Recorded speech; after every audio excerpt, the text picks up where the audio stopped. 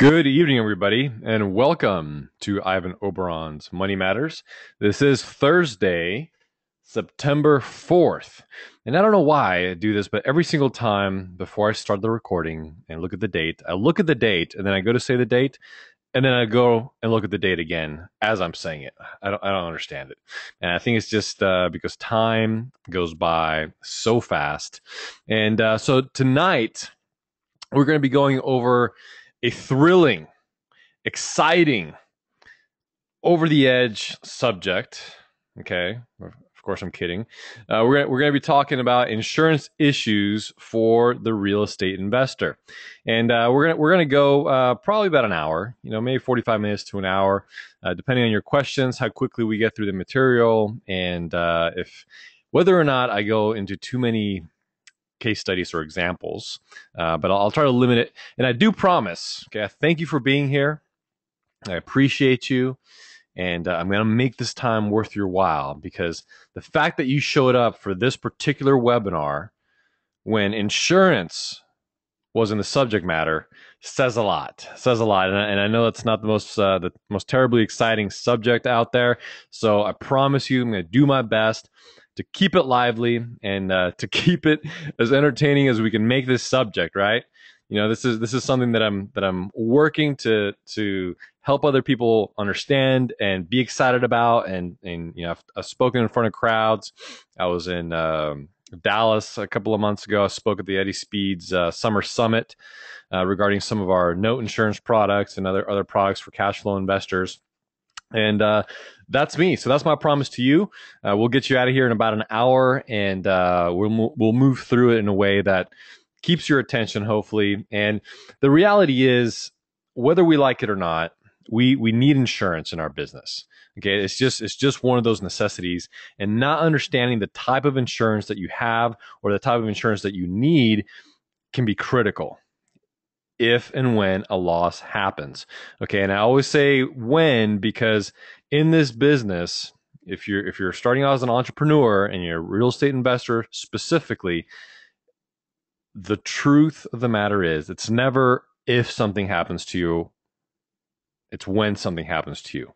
Now, it can be something like the property burning down, or you having your AC unit or appliances stolen, or something like that. It could be something like your contractor takes advantage of you and steals your money and starts to run you rather than you running the project. So there's so many different things that can happen, and they do happen. So just take that as for what it's worth.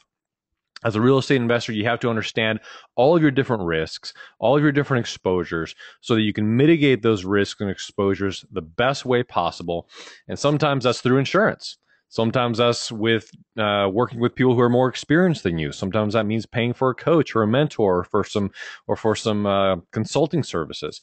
All those different things can be part of your business as you're working your way to becoming a professional real estate investor, growing your business, and making sure that if something does happen, that you mitigate that loss so that it doesn't wipe you out, so that it's something minor and you can move on. So I am Ivan Oberon. As most of you know, I'm the co-founder of Coast to Coast RIA. I started rehabbing houses back in 2011. This was before we formed Coast to Coast RIA, before I got together with my partner Pete, and obviously now long before our new partner Scott Travis came along, the Hammer. And we absolutely love Scott. I know some of you guys have been on his webinar as well on Mondays.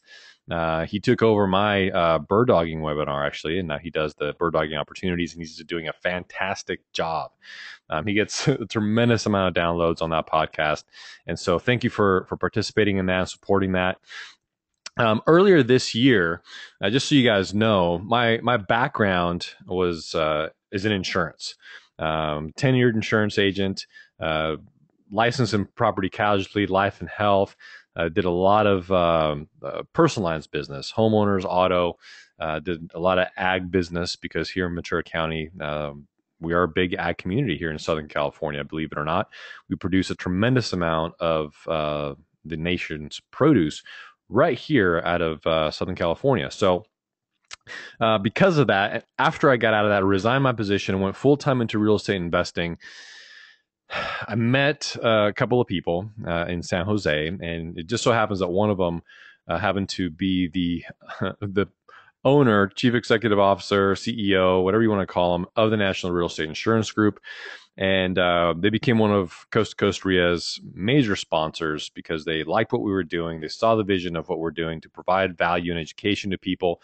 And they are a group of real estate investors that created programs specifically for real estate investors.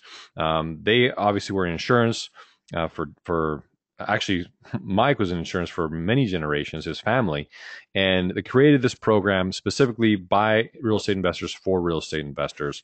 And they asked me if I would consider becoming the exclusive representative for the American Association of Private Lenders. And if you guys don't know who that is, you can look them up. That's aaplonline.com. And the American Association of Private Lenders is basically an organization that caters to private and hard money lenders. So they are an integral part of our business as real estate investors, right? So if any of you are rehabbing houses, even if you're doing rentals, there's a myriad of different types of hard money lenders out there and private money lenders out there that'll lend on a variety of different projects, from fix and flip rehabs to fix and hold rentals to, I found some that even lend on lots and developments for new construction. And of course, all of their borrowers need to have the right type of insurance, just like you and I need to have the right type of insurance. So that's kind of the role that I started filling for this organization that I believe in wholeheartedly, can completely, I have the conviction to be able to represent them. And so I am the private lender and investor consultant, and I am a real estate investor. So that whole long-winded speech to let you know why you should listen to me and what I'm about to tell you, and my experience in the industry before I became a real estate investor. And as I became a real estate investor, one of the things that I noticed, even through my own access to insurance products, I realized very quickly that the companies that I had access to didn't necessarily have the right coverage for what I was doing. And if any of you have already flipped houses, if any of you have already gotten into that business and have gotten in touch with certain insurance companies, you may be familiar with two. And the two that I found were American Modern and Foremost. So American Modern, or Foremost, I'm sorry, was one of the companies that I put my first rehab with. And they were the best that I could find at the time. And very quickly, I kept scouring because I knew there was significant exclusions. There was really very limited coverage for theft and vandalism. And even though most people think that fire is your biggest exposure, as a rehabber or somebody who has properties under renovation or has properties that are vacant, etc., your biggest risk really is theft and vandalism. It's your most catastrophic loss, sure, can come from a fire, but that's not the most likely thing to happen to you. So having the right coverage for theft and vandalism is critical. We'll talk a little bit about that some more later. But I kept looking, I kept searching because I wasn't satisfied with that, especially when my first joint venture partner down in San Diego County got a deal under contract. We agreed that I would bring all the money and she would basically manage the deal since she lived down there. And that's how I was able to add value and get my real estate investing career kind of ramping up. One of the first things that I did when we closed on it, I was like, all right, get me the certificate of insurance, because she was in charge of all that. And so she finally got me the certificate of insurance, and guess who it was from? It was with Farmers Insurance, which of course every one of you knows who that is. And Farmers Insurance in general, and their agents in general, I have not had a very good experience with, because they will try to write just about anything, even if it doesn't fit, even if it's not the right thing and the right coverage. And I realized right there and then that the majority of my fellow investors are being misled and miseducated on what's out there. And what I received was a certificate of insurance with what is called an HO3 policy, or an HO policy. It stands for homeowner's policy. So here was this farmer's insurance agent giving and issuing a policy for a homeowner's insurance policy. So this is like, okay, I own the house and I live there, right? That's the type of policy that it was. So it doesn't take a rocket scientist or a licensed insurance agent to realize that if this is in fact a homeowner's policy and my property is under renovation and there's a claim, what do you think is going to happen when that insurance adjuster gets a hold of that file? Immediately, he's going to deny coverage. So she was happy because it was super cheap. It was like $700 a year, and yay, this is great. And I'm just like, okay, so let's go ahead and take that $700 and just throw it in the fireplace, because it's not worth the paper that it's written on. If something happens, which of course we all hope and pray, including the insurance companies, of course, but even us as insureds, we hope and pray that we never have to use our insurance, right? Nobody wants to go through the process of a claim. It's a pain in the butt. It's aggravating. It's irritating. It's stressful. Thank God we have it when we need it. But nobody wants to go through that. So I don't care how much premium it is. We're saving money, but if a loss happens, it's not going to pay. So we're basically throwing money away. And the important thing is that you have the right coverage first, and then you have a competitive premium that matches the right coverage. Because I can tell you from experience, hands down, when a claim happens, the last thing you will think about is how much you paid for that insurance policy. The only thing you're going to think about is, did I get the right coverage, and are they going to cover my claim? So anyway, moving on. We're going to go over just some of the basics. Okay, so you understand what it is that you're looking at, what you're asking for. And by the end of this presentation, I promise you're going to have a clearer understanding of not only what you need, but of course, how to get it. Okay? So we're going to break this down into different parts, because with insurance, there are different things that are insured. And one of the biggest concerns, of course, is the property insurance. Okay, there's going to be property insurance, there's going to be liability insurance, and most policies and packages and stuff like that will include both, but we got to look at them kind of separately. So we're going to start with the property insurance, and there are different types or ways that you can insure your property as far as the coverage form. And what these stand for, we got for those of you listening to the podcast, I'll illuminate this for you. So we got ACV versus replacement cost versus agreed value. Now, ACV stands for actual cash value. What is the actual cash value of this home? So you can choose to insure this property on an actual cash value basis. Now, you got to understand the difference between these options, and also understand what a co-insurance penalty is, and we're going to talk about that. So first, actual cash value. What that really means is that they're going to take a loss. So say you have a loss, they're going to take that specific item. If you're insured for actual cash value or on an actual cash value basis, they're going to take that item, figure out what the cost of it is, or the true replacement cost of it is, and then they're going to factor in depreciation. So, for example, you have let's just say that you have an appliance or a furnace, or these wood floors or something like that, and they're 10 years old. So the actual cash value, or the true replacement cost of this is $10,000, or let's just use, but for the sake of using a round number.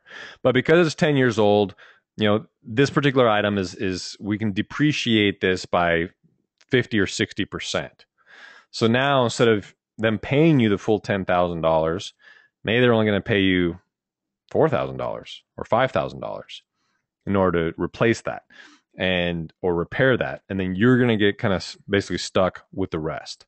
So in most cases, you don't really want to insure on an actual cash value basis.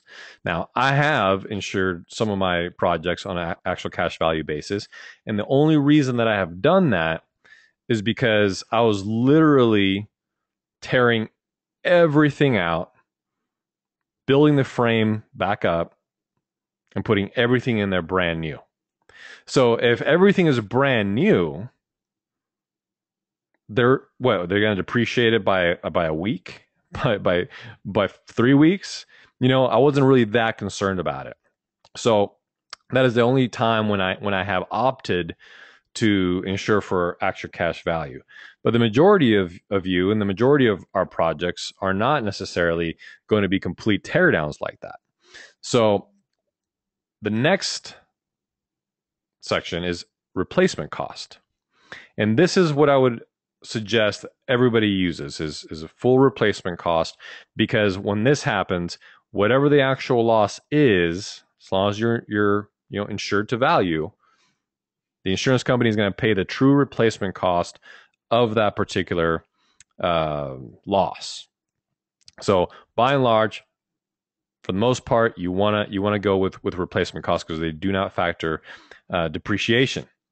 Then we have agreed value. So we insure a lot of things, a lot of our properties on an agreed value basis. So why is this a benefit? An agreed value policy says, okay, I want to insure this property for $100,000. Now I might have 10 projects going, and so I want to retain some of my risk to mitigate some of my expenses. So I'm gonna instead of insuring it for the $150,000 that it might be truly worth, I want to self-insure for a little bit of that, and I'm going to insure it on an agreed value basis of $100,000. And in doing so, now the insurance company is essentially agreeing to pay you that $100,000 up to that $100,000 if there's a loss. One of the benefits to doing that, which you don't find in many companies and many policies that offer that, is if for whatever reason, and sometimes this happens for whatever reason, say the thing burns down, it's a total loss, and you want to take that $100,000 and go buy a different property, go pull it out.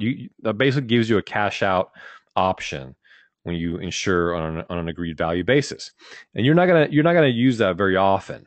Unless you're insuring notes or you're doing some some other really in some renovations, you can use agreed value as long as you're insuring up to a certain coverage amount, and we'll talk about that later as well, how you can kind of play with those options, but those are the basics between actual cash value, replacement cost, and an agreed value basis. By and large, you're going to want to select replacement cost. All right, other structures and personal property coverages. So for the purposes of a real estate investor, you're going to have a couple of different options here when it comes to property. You're going to have your renovations on a property, or if you have a rental property, then there's going to be personal property in that rental property. So let's just talk about your other structures in a renovation.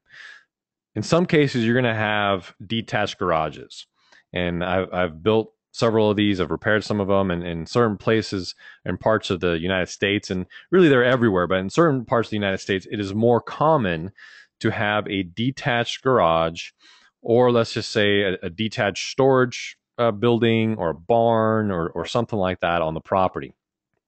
If you don't specifically account for those other structures under a true renovation policy, there may not be coverage to replace those or repair those if something happens.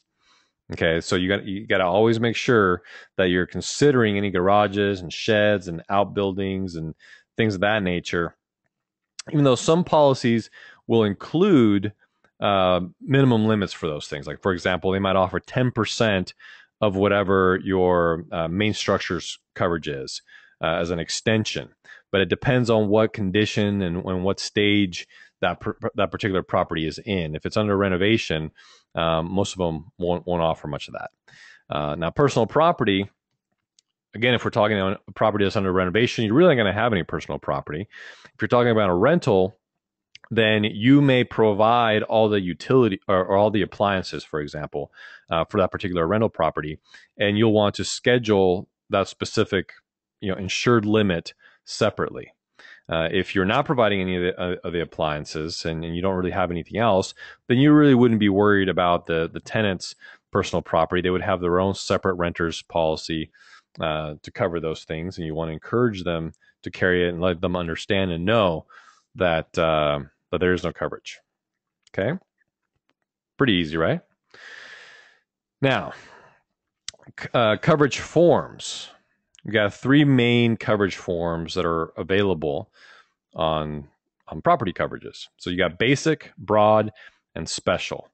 And I'm not gonna bore you too much with those definitions, really, because it's kind of self-explanatory, right? You got basic, you got broad, you got special. Special is probably better than basic and broad, right? And broad is probably better than basic. So in most cases, you're gonna want to go with special form coverage. And here's the difference. So basic and broad are basically named peril policies, which means that they have a specific list of coverage that they're affording on that coverage form for losses. And they also, of course, will have a specific list of exclusions. Now, on special form, that's also known as an all perils or all risk policy, which means that it's kind of an open-ended coverage form, and there is potential coverage for anything that is outside or not listed in the list of exclusions. And the good thing is that the list of exclusions between broad and special are the same. So you already know that these basic things are excluded, like riots and civil unrest and acts of God and all these different things that are just naturally excluded from pretty much all property coverages. All right, so by and large, you want to go with special form coverage because it is the most broad type of coverage form that will allow for more things to be covered. Okay. Deductibles. Ooh, well, everybody knows what a deductible is, right? So it's also known as self retention or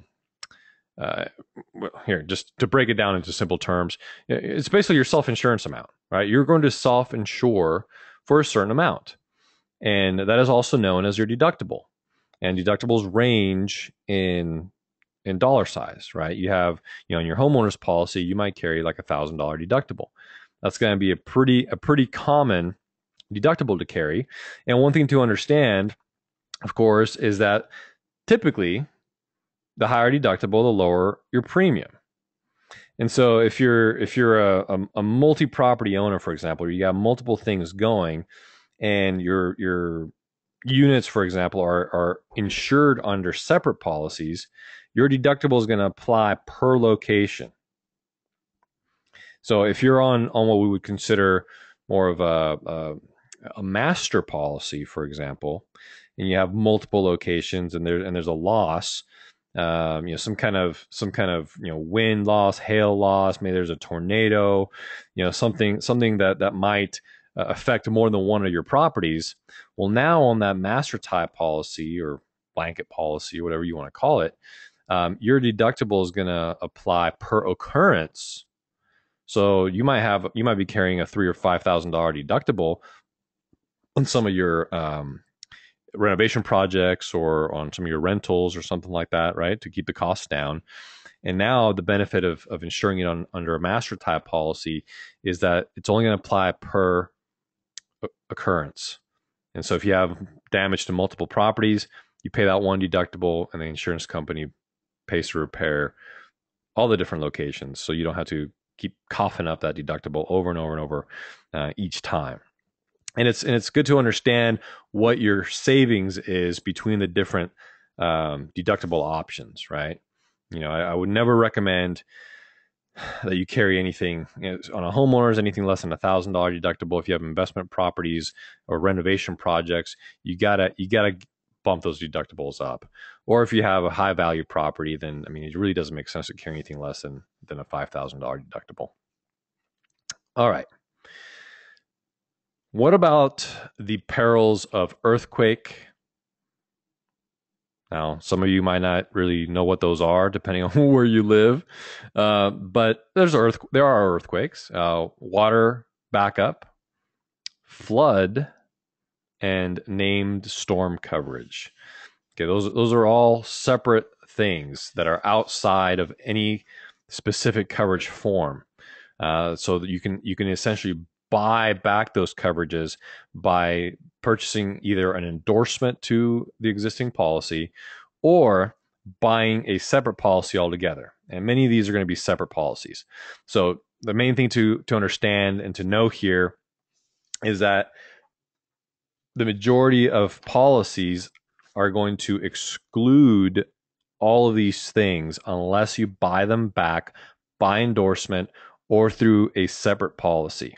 So if you're in a location where you might be subject to significant earthquakes, and this is going to apply more if you have rental properties, for example. I personally would never buy earthquake insurance on a renovation project, but if you have a rental or if you're going to convert it into a rental, understand what the costs are going to be for earthquake insurance if you're in an area where that makes sense. Water and sewer backup is very, very simple. Say your sink backs up or your washing machine backs up for whatever reason, having to do with some kind of water backup, and it floods into the home and it does damage to the floors and the walls and the baseboards, etc. If you don't add this by endorsement, it is going to be excluded. The coverage is typically fairly limited for water backup, maybe up to $5,000. Some of the better options might go as high as 10, but the most common is going to be up to $5,000 for water backup. Flood is considered a natural disaster. So your basic policies are going to include coverage for water damage, but it's going to be sudden and accidental, right? So a pipe bursts, or your ice machine malfunctions, or your dishwasher, the line on it breaks, or a variety of different things that can happen. When I was when I was a kid, believe it or not, I was in middle school. I had one of my best friends. He had one of those mail slots in his front door. And they woke up one morning to about 3 inches of water in their house and a note on the door, and their hose shoved through that mail slot. Well, apparently there was a case of mistaken identity, because there was a note saying something to the effect of "stay away from my girlfriend" and this and that. It was terrible, right? But that was basically an act of vandalism, and homeowners policies and things like that, they're going to cover that, so it's going to be covered. But that is not considered natural flood. So a natural flood would be rising waters, it would be it'd be running mud, all those types of things. It would be wind-driven rain, for example, if you leave the window open during a storm, or you just left it open, and then there was a rain that seeped in there. All those types of things that are going to be more natural type of disasters, so to speak. If it does damage to your home, they're excluded under your basic policies. You have to buy back the coverage separately. In most cases, you're going through, here in California at least, you're going through the NFIP, and to buy that coverage back. One thing to be careful of when you're buying properties, doesn't matter if you're flipping them, rehabbing them, or keeping them as rentals, you want to double check what type of flood zone that property is in, because if it's in a high hazard flood zone, anybody buying that property from you, or if you ever try to sell it down the road, or if you're keeping it and you have a mortgage on it, the bank can force you to carry that insurance, and it's not cheap. Okay, it can be pretty costly. So it's definitely, if you're especially intending to flip a property, don't buy one that's in a high hazard flood zone on A or Z. If you're buying a rental property, be aware of that too, because that expense can significantly cut into your monthly bottom line. So there's some food for thought for you guys. And of course, named storm coverage. You have to buy that separately. So there's coverage included for things like wind and hail and lightning and those sorts of things due to a rainstorm. But if it becomes a named storm, like Hurricane Katrina, for example, and you do not specifically have named storm coverage on your policy, any damage done is going to be denied if there's a claim. So obviously you guys know where you live or where you're investing. If it's a place in the US that's subject to major storms and hurricanes, be aware of that. All right. Okay. Everybody with me so far? Just say yes. Say that you're still awake. Say that you're kind of understanding some of what's going on here. Let's keep it going. All right. Yeah, you guys are awesome. All right, very good. So let's get a little bit into liability, right? Man, tell you, liability is one of the more overlooked things by people. At least that was always my experience, right? Because everybody's concerned about their property. My property, what if there's damage to my property? What if my property burns down? What if my property gets vandalized? What if my personal property is stolen? What if all these different things, right? Property. Everybody's mainly focused on that. And it's good. You got to be concerned about the property. You got to be concerned about what's going on and that you have adequate coverage and the right coverage forms and endorsements and everything else. I agree with you. You know, it can be terrible if you have a loss and you don't have the right type of coverage. It can definitely cut into your pocket. But if you ask me what actually wipes people out, what takes people down, what puts them out of business, what I mean, takes everything from them is the liability losses. Because the liability losses can be huge because you're usually dealing with personal injury, you're dealing with bodily injury, you're dealing with all kinds of different things that it's very difficult to quantify, and you get the right attorney and the right judge and the right plaintiff, and next thing you know, I mean, they're trying to come after you for millions of dollars, right? That's very significant. So how much should you carry? There was a term that I used when I was in the property casualty business, doing personal lines and doing business insurance and farm insurance, that went something like this. Make us, meaning your insurance policy, more attractive than your actual net worth, perceived net worth, and potential future net worth, right? So only you know what your actual net worth is. So it's got to be more attractive than that. Now, your perceived net worth, that's a completely different matter, right? And in the business that we're in real estate. We're running businesses. So people, just by the nature of the business that we're in, are going to assume that we have money. They're going to assume we're going to have this perceived high net worth. Because when I talk about having a property under contract that we're buying for $1.6 million and we're putting $1.4 million into it and it's going to sell for $4.3 million, that makes me look like I have a significantly high net worth, right? Even though I'm not using any of my own money, I don't have the $3 million that's going to take to do that deal. I'm borrowing everything. But if a lawyer that's worth his salt catches something in a wind of my business and what we're doing, and we have all these RIA clubs, and we have a radio show on Bloomberg, and you know what I mean, there's a significant perceived net worth, and in many cases they'll try to come after you for that. And then of course your potential future net worth, maybe you might stand to inherit something one day, Your business will continue to grow and multiply, and like we would all wish that we would grow 400% year over year, right?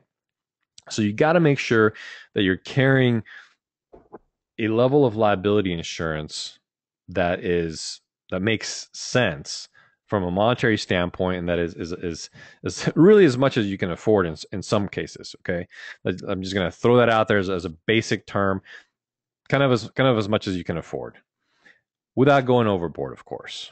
Right, at the very minimum, you should be carrying $1 million per occurrence for all of your projects, all the locations that you have. If you have rentals, if you have apartments, if you have whatever it is, a minimum of $1 million in liability. And the coverage for this $1 million, or I'm sorry, the cost for the $1 million and incrementally increasing per $1 million as you go up, from 1 million to 2 million to 3 million to etc., is very, very minimal. Okay, especially once you start going into umbrella policies, which we're going to obviously talk about as well. The coverage is relatively inexpensive. So do not skimp on your liability coverage. Okay, I've seen too many policies come through and they have $100,000 in liability. And it literally kind of like takes my breath for a minute. Like, oh my gosh, like what are these people thinking?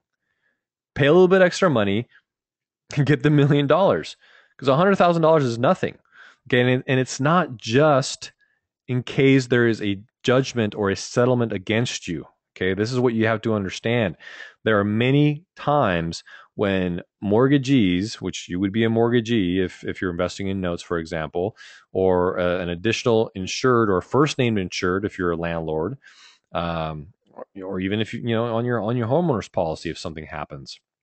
Okay, the one of the things here is that people can drag you into a suit without any real basis or merit, without you technically being quote unquote liable for those things. So maybe they don't get an actual judgment against you if you're lucky.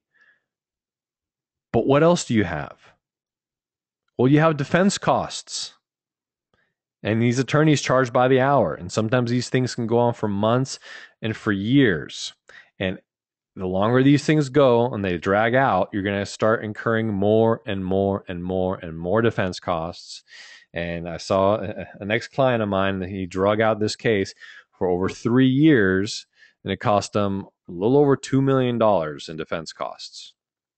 So you never know what can happen. So you have to kind of get out of the mindset that, hey, it's just property, it's just property. That's what I'm concerned about. No. Liability is huge, okay? And that's what wipes people out. You just drive that point home. And it's not just if they get a rendering against you. Attorneys will name every single person that's associated or connected or has anything to do with a particular thing, and then you are going to be forced to defend yourself. And that's one of the benefits of carrying the liability insurance, because defense costs are included in those limits. Okay, so don't skimp there. $1 million, it's gotta be the minimum. And a little bit to add to that, don't make the mistake of thinking that insurance is kind of like your foundational asset protection strategy. Okay, it's not. You gotta be structured properly. You gotta talk to make sure that you're receiving legal counsel.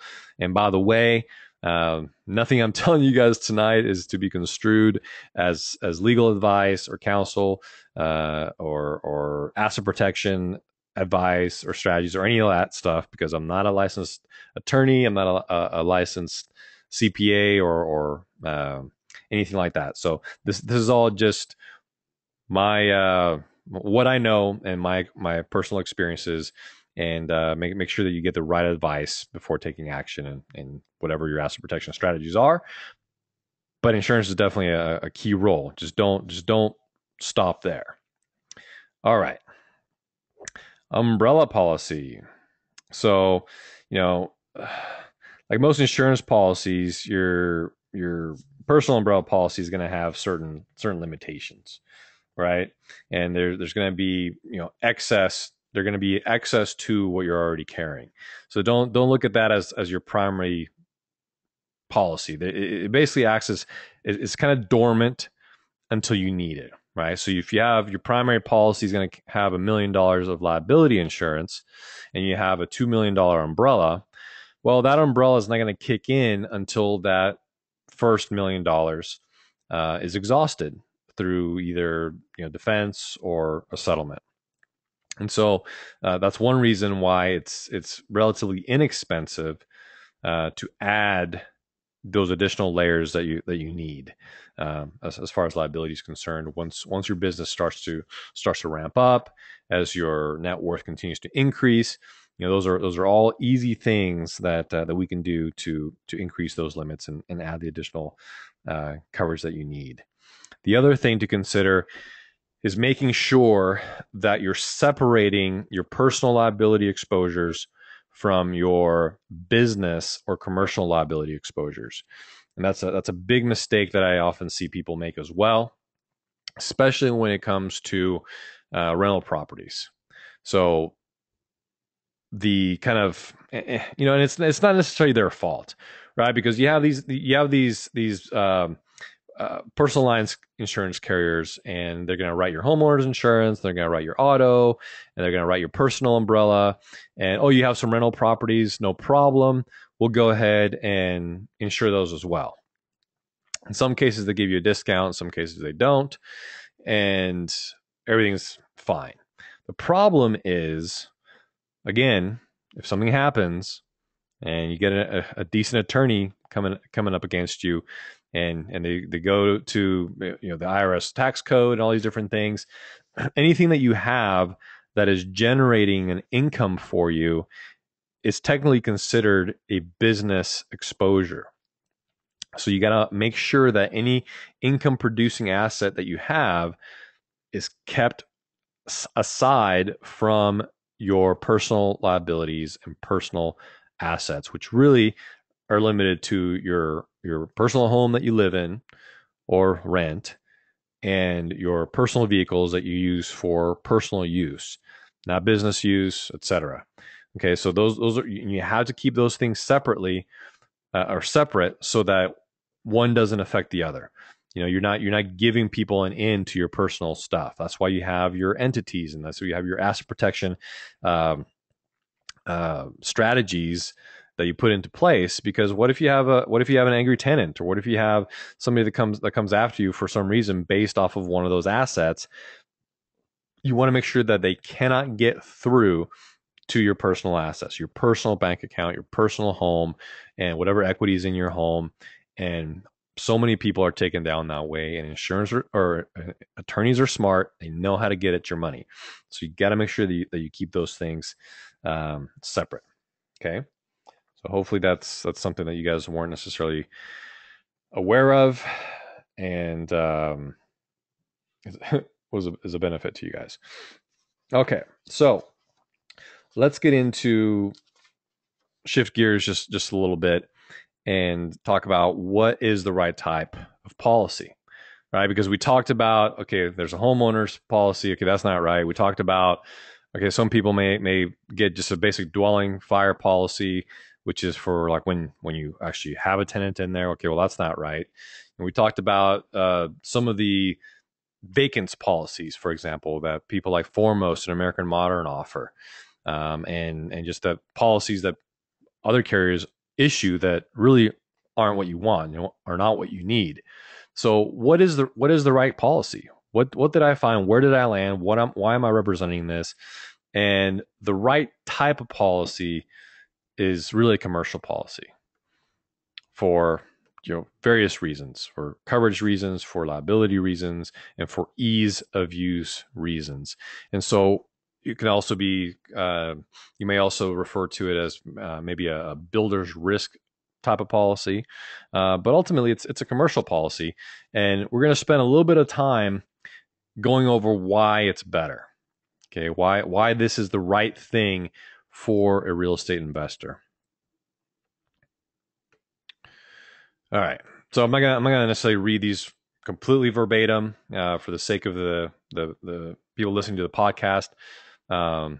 I'll go into some of them, but many commercial forms include coverages as rental loss and additions and alterations coverage. So automatically those are included in the basic policy form. So what you get in a commercial policy is kind of a carte blanche in many cases of a lot of different types of coverage that the industry might need. Now you can still add different coverages, but by virtue of the form, many of these things are already included.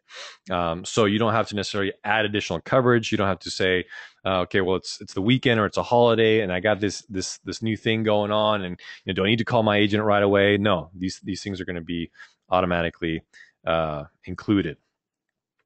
Now the rates are also more favorable. So, for example, to increase liability limits, we talked about playing with your deductibles and increasing those, right, to save costs. We also talked about making sure that you can carry the most amount of liability that you can, and to increase liability limits from the six figures, 100,000, 300,000, even 500,000, to into the seven figures of $1 million and more. It's very, very affordable. To go from 300 to 2 million can sometimes be $50 for the year, for the entire contract. Okay, so that's significant. One thing that people also don't think about or consider is, from a liability perspective, is pollution. Okay, pollution, especially, I mean, this got drilled into my head severely because I dealt with farmers. And they have so many different types of pollution exposures. It's ridiculous. But we as real estate investors also have potential liability exposures based on pollutions. And the majority of policy types out there exclude altogether any kind of pollution. And whereas some commercial policies, and I'm being general here, do cover pollutions, for example, that emanates from a heating source. So one of the most common pollution exposures or claims comes from carbon monoxide poisoning. And so if somebody's in your unit, in your rehab, or in your rental property, and they suffer from some kind of carbon monoxide poisoning, if you don't have the right type of policy, that's going to be excluded. It's going to come out of pocket for you. All right. Now, most commercial policies are written on what we call a master type policy. You might know them as a blanket policy. And there are many, many benefits to that. And this is one of the reasons that I love it as a real estate investor, because your policy and portfolio basically grow with you. Okay. And as you continue to add more and more properties and projects, your per property rates start to adjust down as well, right? Personal policies only insure one property per policy. Some carriers might offer coverage for vacants and rehabs on the same policy, but the way that we do it, now going from generic to the way that we do it, we can include all your different types of projects on one policy, making you subject to, again, only one deductible per occurrence, and we will allow you to change coverage on the fly. So for example, say you buy a property, or you buy, for whatever reason, it's going to sit vacant for a while, or you had a tenant, they trashed the place, it's going to sit vacant for a while. So now we'll just convert that from your tenant policy to a vacant coverage. And then you start a renovation because you need to rehab it, or you have a renovation project. Well, we shift coverage on the fly again to the right project, the right coverage for the renovation project. Once it's done, and you go put a tenant in there, we'll convert it again to a rental type dwelling policy, all on the fly. And the benefit to that, which you guys are probably familiar with if you've bought and sold properties before, is every time you buy a property, you have to start new coverage, submit a new down payment, and you have this minimum earned premium, and you go from there. Or you have to cancel, or you need to delete it. Well, now you have to go through a cancellation process, and if you add another one, you go through the same process over and over again. You have your deductibles that are spread from each policy to each property. With this, you can change coverage on the fly.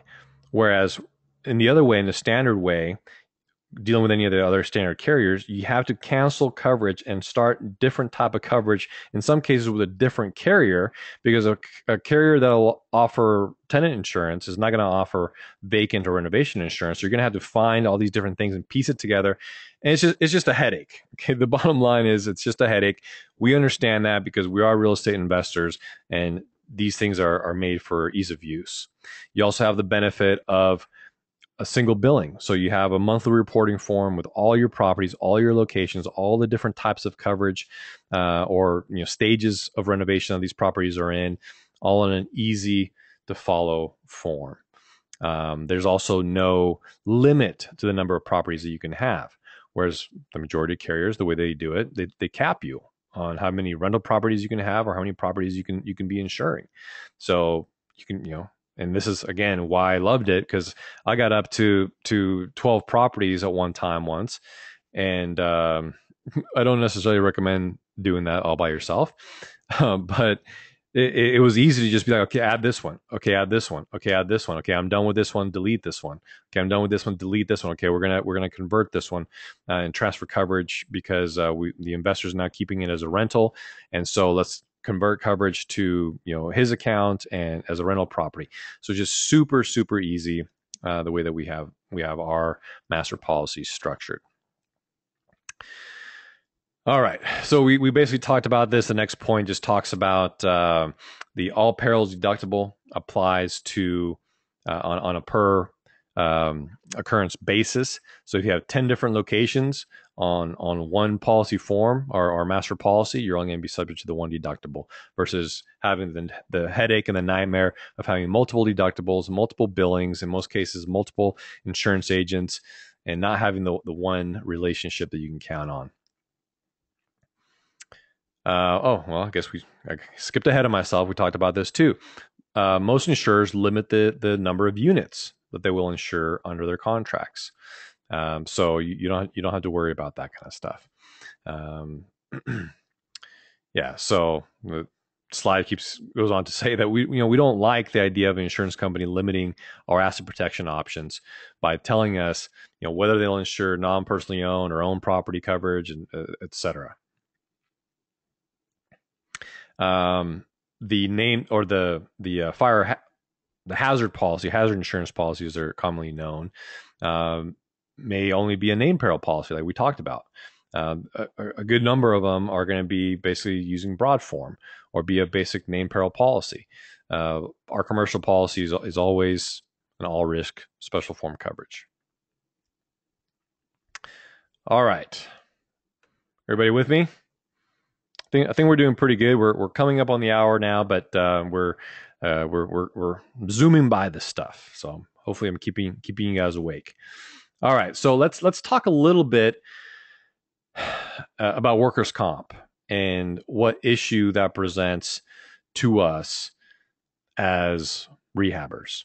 And this is kind of a sticking point for me, because I've been to the seminars, I've heard the gurus speak, I've been taught by them, and any of you that have gone through that, I think, can probably relate to this.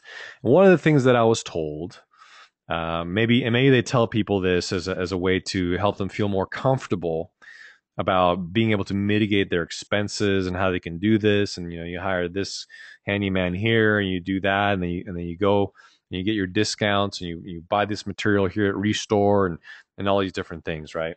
I've heard all that stuff. You go and you buy your materials, you get them to your contractor, and I tell you, no. Okay, that is the wrong way to do it. And the reason, one of the reasons, is you do not want to be viewed as their potential employer. Okay. And what happens is, first and foremost, you want to make sure that your contractor, of course, has their own liability insurance, has their own property insurance, has their own workers' comp insurance, is bonded, is licensed, all those basic things that a lot of people, believe it or not, overlook. They just talk to the guy and he's a good talker and we start moving along and this and that. And if they don't have the insurance and they get hurt on your job, it's going to fall back on you. And especially if you are buying the materials directly for them and handing them the materials, now, according to the IRS and the workers' comp laws, you just became their employer, and you are now subject to workers' comp laws and taxes.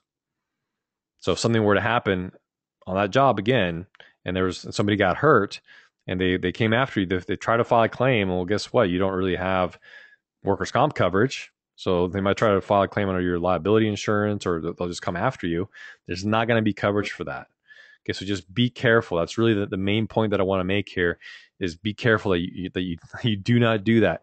You're gonna give your contractor a draw. It's going to go typically from escrow or from a bank account into that contractor's account.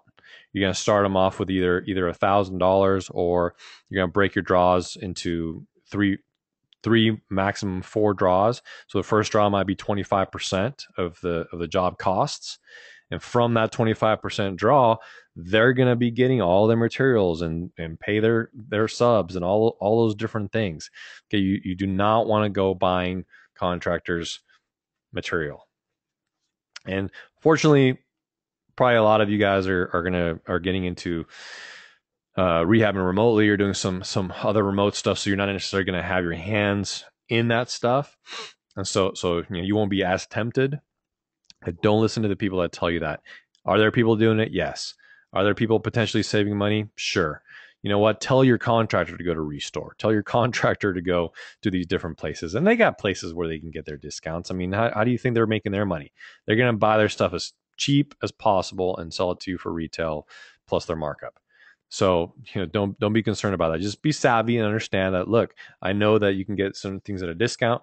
You can refer them to Community Buying Group, who we belong to as well, because they're basically a benefits aggregator. They have the power of thousands of people who buy nationwide on their different products like Sherwin-Williams and Office Max and Lowe's and all these different places. So you can refer them to a place like that. Help me save on my job costs. That's my rant, and it's just irritating because the professionals, the gurus, are telling people to do this, and it's my belief that just like many other things that they preach, they don't do it themselves. So be careful. Excuse me. Of course, this is one thing that we go into detail during our rehab consulting service that we offer to help people with their rehabs, especially if they're new, whether you need us to help you analyze your deal on the front end, or whether you've already started a project or you run into problems with your project. We can help you with all those things. All right. So that is basically the end of the presentation of the going into the details of the different insurance terminologies, coverage types, etc. So right now I'm going to get into some of the program benefits and differentiators to what we actually do and how we actually structure it. Okay, and it is insurance for all of your real estate investing needs. We do not issue a limit to the number of notes, rentals, rehabs, or apartments that you have. We can insure it all for you. And again, I'm also going to go through this fairly quickly because I know you've been here with me for an hour already. Properties, we can insure all property types. So whether they're occupied, vacant, under renovation, we can include all of them on the same schedule, again, with no location limits. We can insure multiple owners and controlling entities under the same schedule. And that's a huge plus because most insurance carriers out there start freaking out when you start bringing in LLCs and trusts and multiple names, etc. And I dealt with a lady today that owned some notes. And that was one of her concerns. One of her questions was, well, some of these, there's 4 or 5 parties involved in the ownership. Is that okay? Do you have a problem with that? Because I'm sure she's run into that before, and people have told her, hey, we can't do that. And the answer is, nope, no problem at all. Just let us know what the entities are, what their role is, what they own, and we'll get them added appropriately to the schedule. We do offer options for liability only coverage, and that can be an option for you when I mean, I know people and I've had partners who maybe buy a pool of properties, and there's one right now that I know of. It was like a huge buy. It was like 12,000 properties nationwide, and there was about 50 different investors that went in on that particular deal. One of my partners is invested in that deal, and there may be some properties on there that really aren't worth anything, right? But it's going to take a while to filter through them and figure out what you're going to do with them and which ones are viable, which ones are generating income, which ones need to be rehabbed, which ones you're going to wholesale or walk away from. You know what I mean? But because you technically own those properties, anything that happens to that property now, you're liable for. So let's just say it's one of those properties in one of those less desirable areas that's been vacant for a while, and maybe there's some squatters living in there, and they're dealing drugs out of the house. And I'm not painting a horrible picture for you here. I'm painting reality and things that I've have witnessed and been involved with. And something happens and somebody dies in that property, and God forbid, a family member notices this and they're grieved, and well, who owns the property? We're gonna find out, and you have no liability coverage. So they can come after you or your entity directly without coverage on that location. So that's one of the reasons that you have the option for liability only coverage. If there's a location that you have that you don't necessarily feel that the property is worth insuring, we can do that. Same thing with notes. All right, coverage is available in all 50 states. That is another huge benefit and differentiator because we are licensed in all 50 states. We can insure any of your properties, any of your projects, no matter what condition they're in or what stage they're in, I should say, in all 50 states. And a huge benefit to that, of course, is that you can maintain the same relationship with the same agent, with the same representative that deals with you on a daily basis. Keep everything on the billing simple. It doesn't matter. We're everywhere, and we're looking into expanding into Canada as well. Okay, we talked about this a little bit earlier. Theft and vandalism coverage is available, typically excluded completely by most policies. So, and if again, we talked about rehabbing properties, that's going to be your main concern, your main issue. If you have multiple projects going, I had this happen to me once. Again, here's a story. I bought 3 properties on one street, and this was partially because the contractor didn't do what I told him. Okay, so this was one of my learning experiences early on, and one of the reasons that I can help people avoid this. But I was very specific. They installed the electrical, they did all these different things, and I didn't want the AC units installed. But what did they do? They went ahead and installed them. Yep, they put cages on them. Yep. I didn't know about it. I found out that the AC units were installed prior to when I told them that they should be installed, because a couple of weeks after they were installed, I got a call saying that both units on the 2 properties that were next to each other were stolen the night before. So there's my theft coverage. And because I had it on a master policy, my deductible only applied once. And depending on the cost and the value of these AC units, depending on where you're doing them and how big of a units that you're using, that can be a significant cost. So not having to eat 2 deductibles, or maybe even I had one property where the cost of the AC unit was actually below my deductible. So that's a pro and a con at the same time. But so very important. We always offer theft and vandalism coverage. All right. The other thing is we're not an off-the-shelf type of company. We do very specific coverage and benefit packages to each individual investor's needs. So we can tailor it and package it however it is that you need, by changing the different types of coverages, coverage forms, because depending on what you have, whether it's a note or a rehab or different valued properties or et cetera. So we're really, really creative as far as what we can do for all real estate investors. All right. Now here's a neat thing here as well.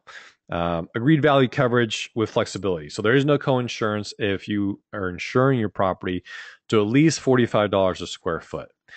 So let's talk about first, what is co-insurance and what does it mean to have a co-insurance penalty? For any of you who own homes, your personal homes, for example, or rent a home and you have a good renter's policy, this will apply to you or make maybe the most sense to you. By and large, insurance companies want you to be, quote unquote, 100% insured to value.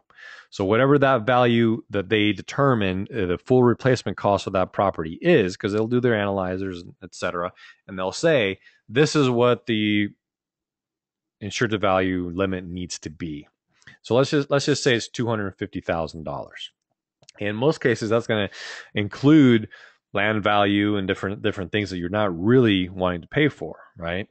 So if you're not insured 100% to value, again, let's just use a round number. Let's just say they say it's $100,000, which of course it's very, very low. You know, in most cases, it's going to be much higher than that. But just for the ease of numbers, let's just say that they say you need to insure to $100,000 to be insured to value. You say, you know what? Well, I own this free and clear, or I only owe $60,000 on it, so I only want to insure for $60,000.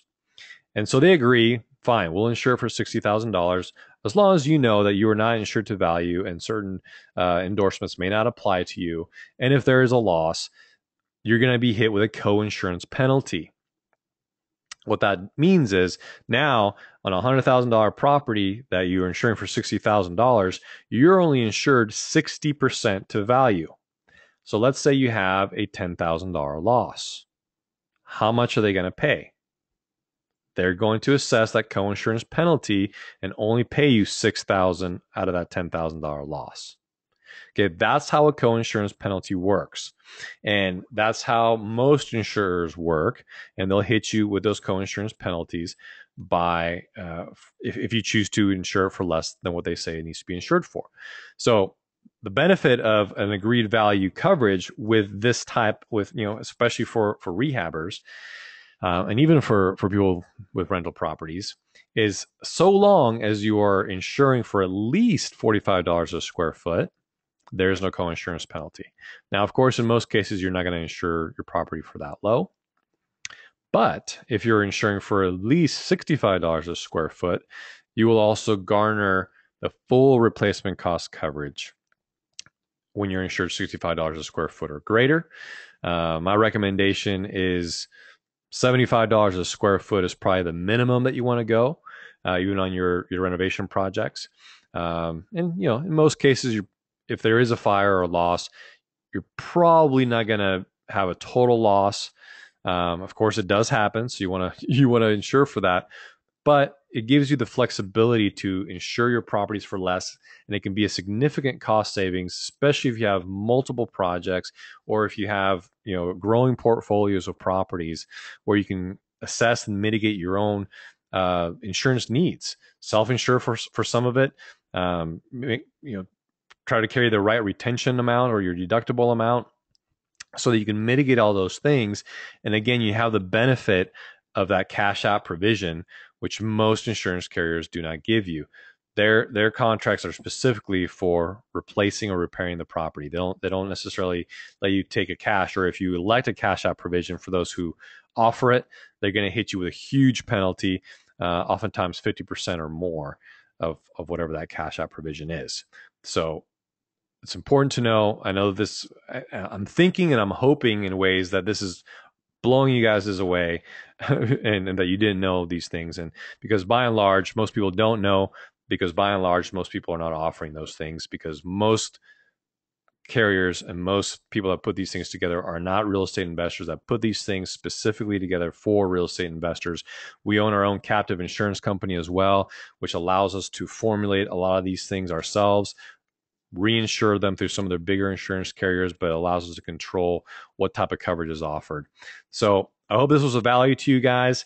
Keep me in mind for any of your real estate investing insurance needs, whether you're rehabbing properties, investing in notes, investing in single family dwellings, investing in multi-unit habitational uh, cash flow properties.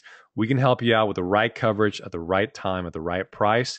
Give me a call at 805-236-2647 to find out more, or email me at ivan@nreinsurance.com. And I'd be happy to send you guys more information, or get on a call with you and discuss your individual insurance needs. If you have policies or rental properties or anything else in force already, happy to review those coverages for you and help you roll them over for the right when it makes sense. So I'd love to open it up to some questions if you have them.